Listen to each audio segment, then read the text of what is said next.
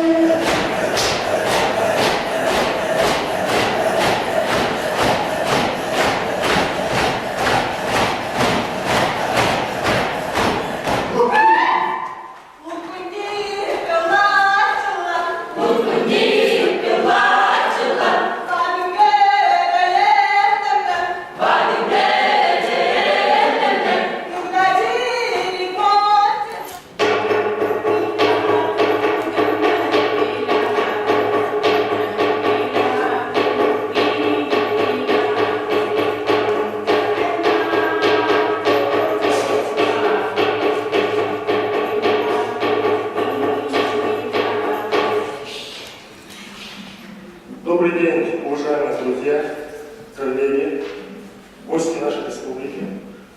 От имени Министерства культуры и духовного развития Республики Саха-Якутия поздравляю вас с открытием второй международной научной конференции «Фольклор палеоазиатских народов». Данная конференция, проводимая Музеем музыки и фольклора народов Якутии при поддержке Министерства культуры и духовного развития Республики и Российского гуманитарного научного фонда является значительным событием культурной и научной жизни не только нашей республики, но и всей Российской Федерации. Министерство проводит конкурс на улучшение материально-технической базы коренных родовых общин. Это в этом году 21 родовая община получили от 300 до 450 тысяч рублей на общую сумму более 8 миллионов рублей. Также министерство проводит разные конкурсы среди некоммерческих организаций. В этом году по 370 постановлению 127 некоммерческих организаций приняли участие в конкурсе на получение субсидий. Из них более 10 это общественные организации коренных малонаселенных севера. В основном это Алданский район, село Хабастыр. Сегодня такой радостный день, открытие нашей второй международной конференции палеоазиатских народов. Столько волнений предшествовало, столько работы проведено именно сотрудниками сектора палеоазиатской филологии. Совершенно правильно сказала сейчас ваш руководитель института. Действительно, секторов палеоазиатской филологии в нашей стране сколько, я знаю наш, и который когда-то был создан просто для такого крупного ученого, как Гавриил Николаевич Курилов. Уважаемые коллеги, название данной работы ожидаемо может вызвать удивление и недоумение в современном совете материалы фольклора палеоазиатских народов, то есть чукчей, коряков, тельмеров, эскимосов, по существу не рассматриваются, а понятие эпоса вошло в оборот фольклористов палеозиатоведов только широко проявлял Чукотку, чукотский миф и бурятский эпос, которая была написана по материалам Штамберга, собирателя немского фольклора. И название книги Элизара Алексеевича Левитинского «Полезианский мифологический эпос», который является эпосом народа Северо-Востока Азии и Северо-Западной Америки.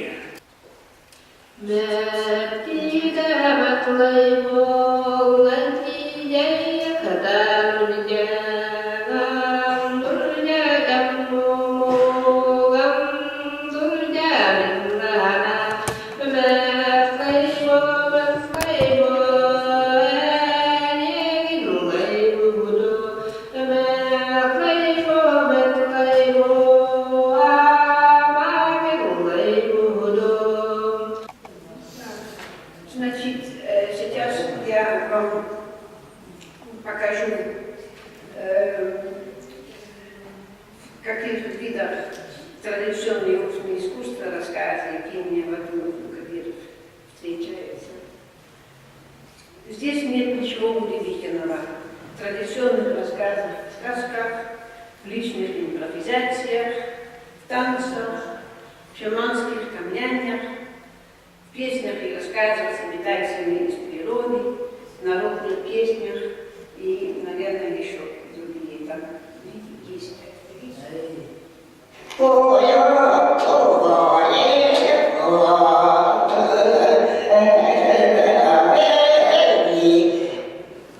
Доклад был посвящен интересной теме, которая, наверное, многих занимала, а именно употреблению галлюциногенов в культуре палеозиатских народов.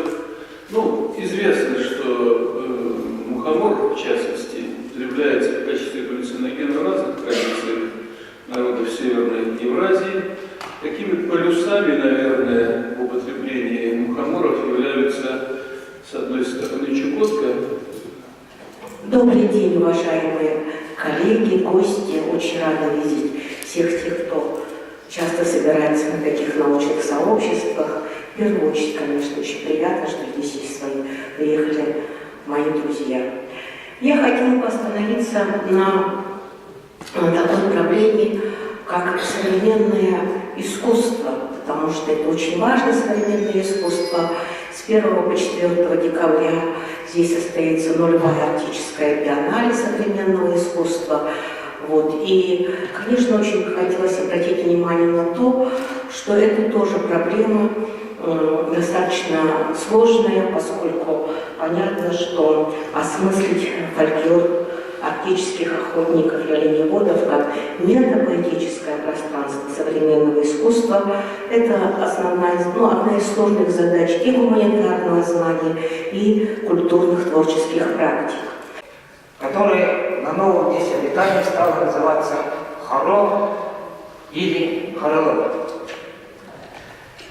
Однако выявление и анализ не использовавшегося ранее собственно харелорского фольклорно-этнографического материала заставляет усомниться в этой точке зрения.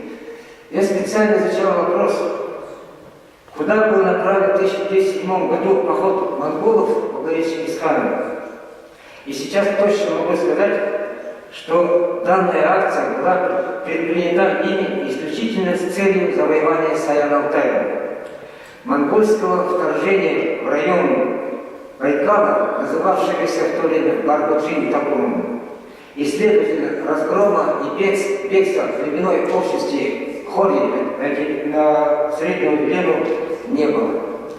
Впервые такое понимание вопроса у меня возникло в 1987 году. И тогда же возник и другой вопрос. Если в 1907 году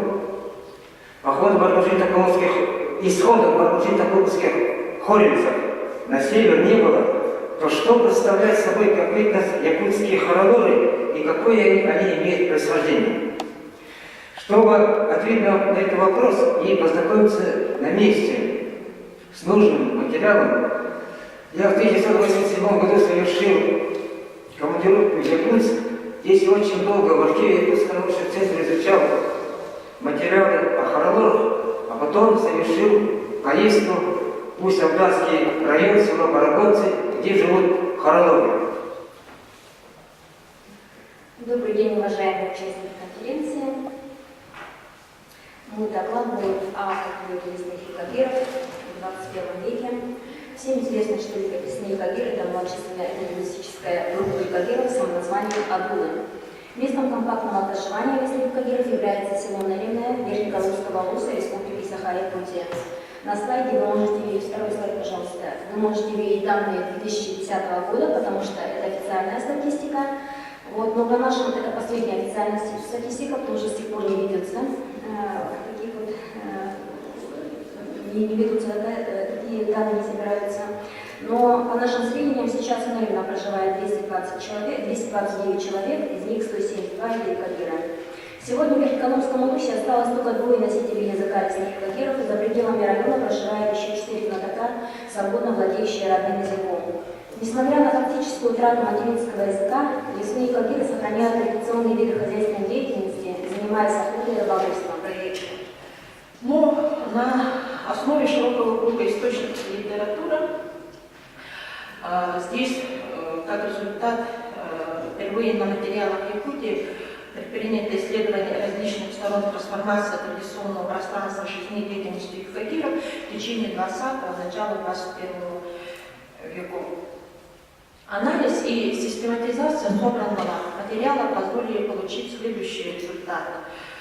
Исследование истории и научного изучения юкагиров в 20 веке и обобщение теоретическое осмысление результатов научной экспедиции в места расселения юкагиров в Якутии в 20 веке позволило установить персональный состав участников экспедиционных исследований, места традиционного проживания юкагиров, определить их основные направления, методологию и важнейшие результаты. Процессы, которые происходят в современном мире, конечно, серьезно повлияли на этническую идентичность коренных малочисленных народов Севера. Произошла и, конечно, трансформация и юкагиров, которая очень достаточно выпукло отображается. Пожалуйста, следующий слайд. Посмотрите, пожалуйста, вот диаграмма.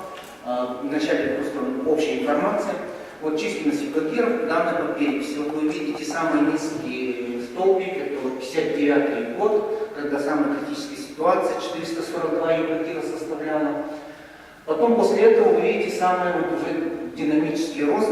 Если в среднем возьмем по сравнению с другими коренными малочисленными народами Севера, это самые высокие темпы прироста численности именно были отмечены у юкагиров. Это кроме последней переписи 2010 года. Следующий, пожалуйста, слайд.